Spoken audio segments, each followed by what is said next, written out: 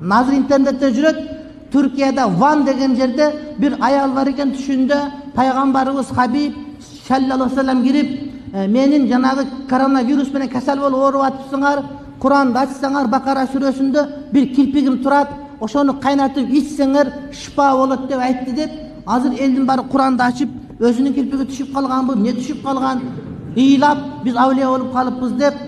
Урматтуу бир туугандар, пайгамбарыбыз кириши мүмкүн түшүнө. Бирок түш менен шарият болбойт. Пайгамбарыбыздын убагынан кийин bir маселе түшүп калып, идда маселесинде.